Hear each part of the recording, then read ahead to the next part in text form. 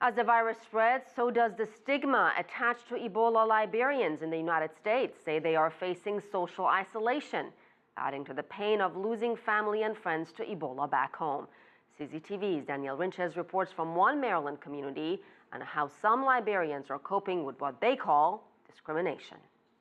There's a new day coming in Liberia. Liberian singer CC Barnard is a refugee of the last Liberian civil war. Her music focuses on the rebuilding of the nation, which she says is now being undermined by Ebola. For here in the U.S., we need to do everything we can do. Our socialization methods need to change. We need to inform our family members about what we need about Ebola that is real. Empathize with our fellow Americans who are not Africans, that they are frightful. Okay, that this thing is among them. Barnard runs the musical program at the Whosoever Will Church in Beltsville, Maryland. They're mourning the loss of friends and relatives back home and working out how best to respond themselves. Liberians here in Beltsville face a difficult balancing act, trying to dispel fears in the wider community whilst also demonstrating vigilance about the Ebola threat. Oh God, we are worried about our brothers and sisters. The Reverend Oliver Lloyd recounts a recent experience with his wife in the lobby of a local hospital seeking treatment for a problem unrelated to Ebola. When people realize, when those who were there realized that we were Africans, they moved away from us in the lobby.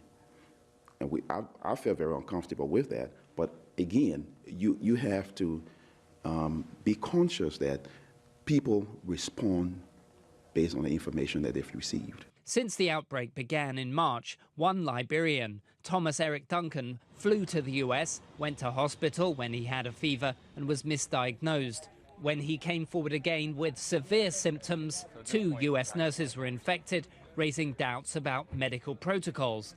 Reverend Lloyd says the media coverage has led to an exaggerated perception of the threat, fueled by politicians. They seem to have absolutely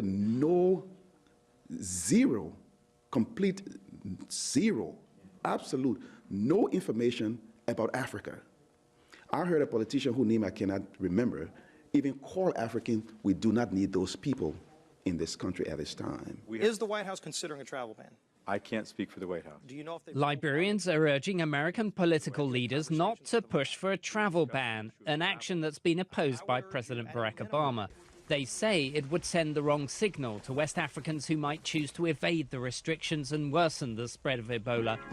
One day, Liberia will rise again. Ryntjes, CCTV, Beltsville, Maryland.